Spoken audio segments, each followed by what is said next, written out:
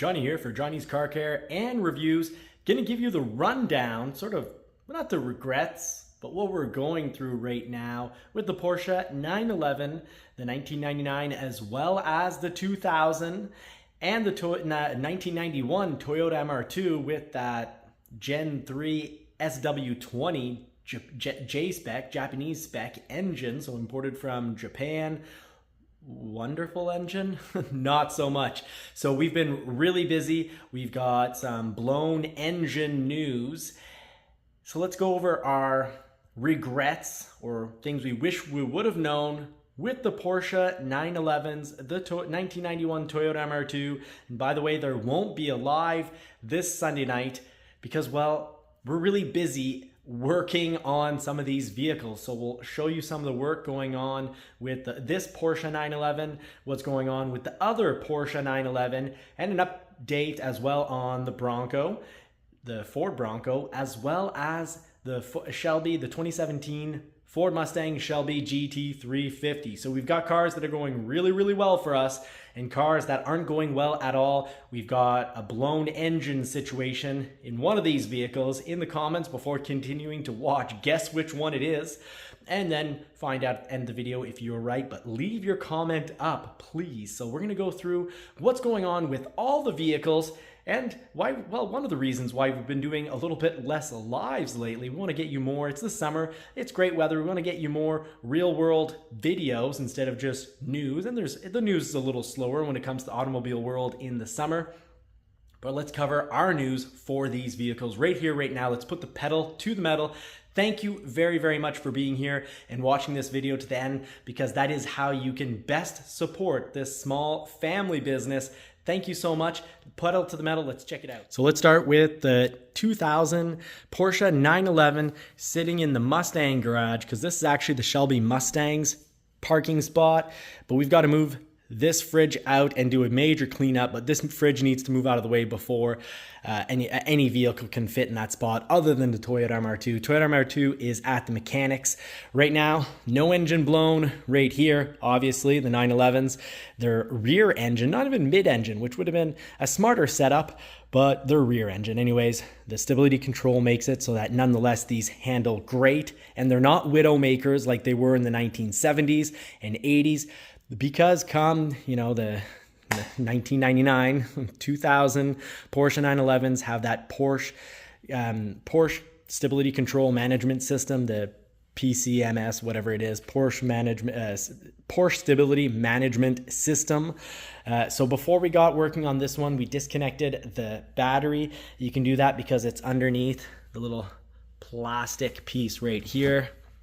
So easy to take off, easy to unbolt. So the Porsche 911 isn't a problem to work on, but this one has had a few problems since we've gotten it. Most of it was aesthetic. The paint was horrible. We got that all worked out with a polishing compound.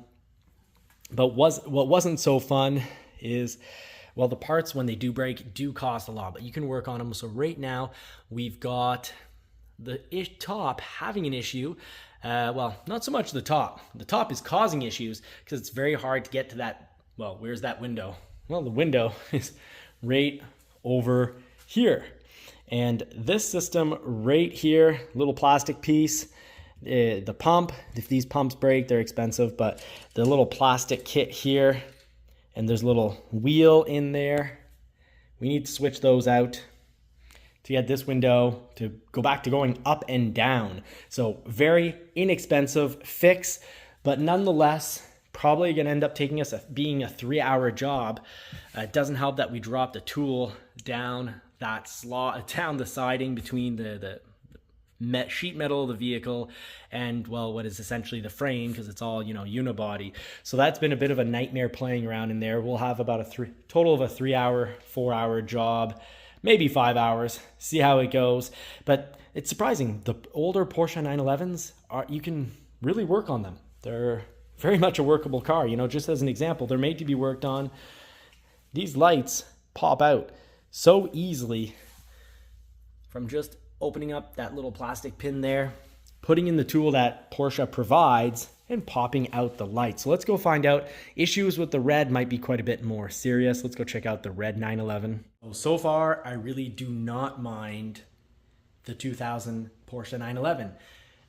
One regret is not having bought a 1999 in the first place, because as a 2000, this has the single row IMS bearing, and they break around 10% or slightly more than 10% of the time. When the IMS bearing fails, the metal pieces disintegrate, they go through the motor, and they will blow your motor, and it will cost a good $25,000, $20 to $25,000 US dollars. Canadian, we're looking at a good $25,000.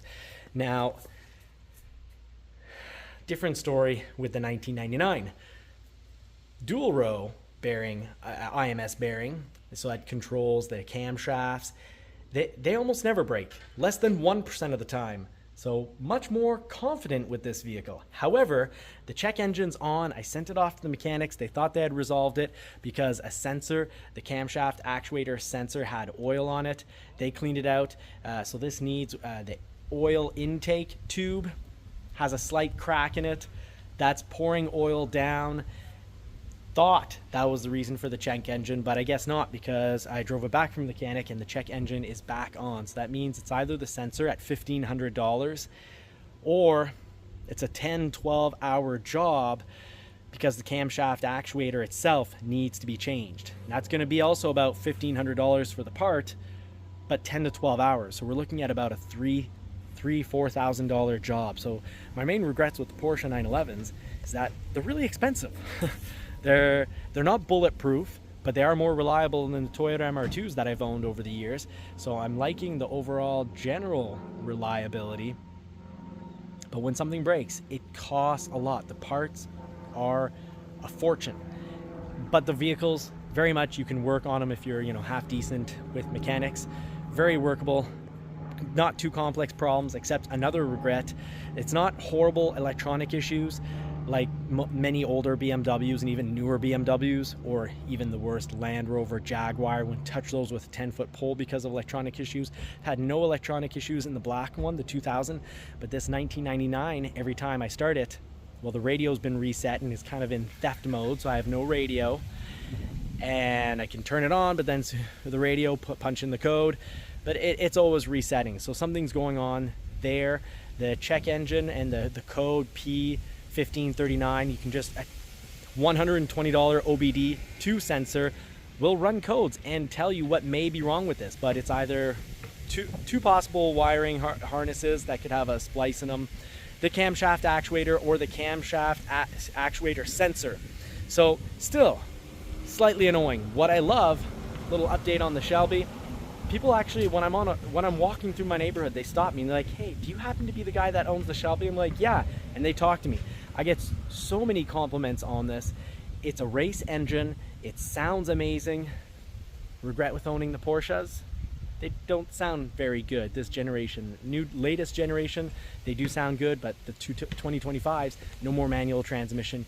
Huge hick. I should say huge hiccup, or point of annoyance, that the 2025 Porsche 911s are dropping the manual. All about the fun of the drive. The Shelby is incredible to drive, has the best sounding exhaust. The engine is incredible. It's a race engine. It's never broken so far.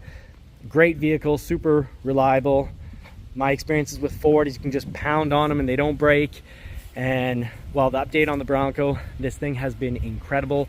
No regrets, can drive over anything, take the family everywhere safely. Really happy with getting a Wildtrak. Love the 2.7 liter V6. Also like the 2.3 liter, very good. The 4-cylinder 2.3 liter is a very good engine, but the 2.7 liter makes this amazing, and it almost makes the Raptor almost a little redundant, other than its beefed up looks, beefed up suspension. But we have been really happy here with the Bronco.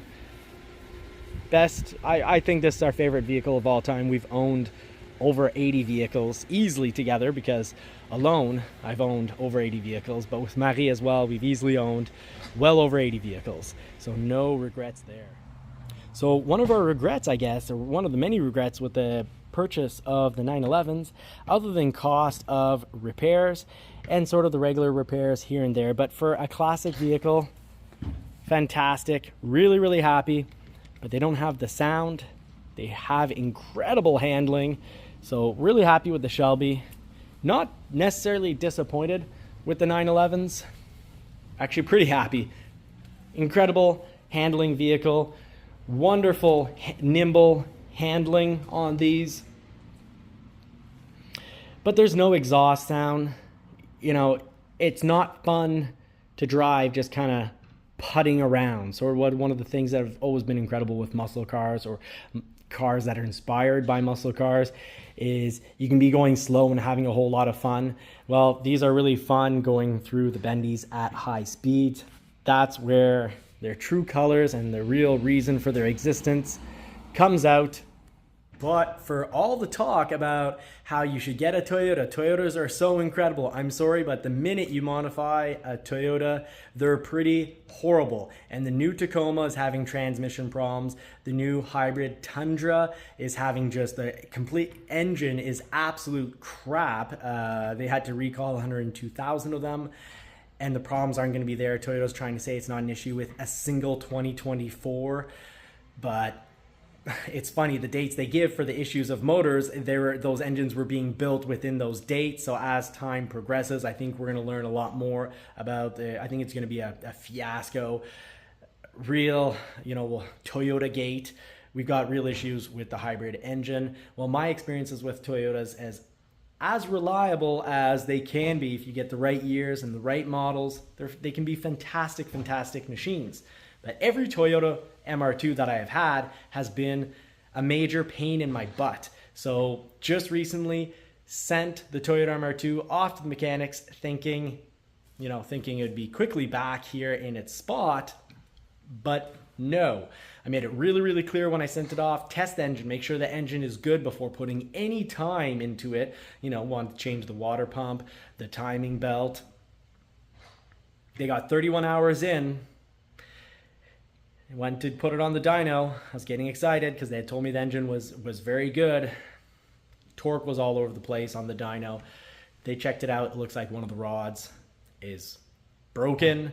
So the whole bottom of the end of the engine, they're talking about $5,000 to $7,000 to do the repair. I'm looking at probably having to now do an engine swap. So looking at my options for an engine swap, do I go into a Toyota MR2 that's a V6? Do I just scrap the project and sell it as a shell, or do I put the Celica GT4 engine in, that ST245 engine? 2 liter, I've got all the turbos set up, the coil unplugged, but either way, it's gonna cost a lot of money.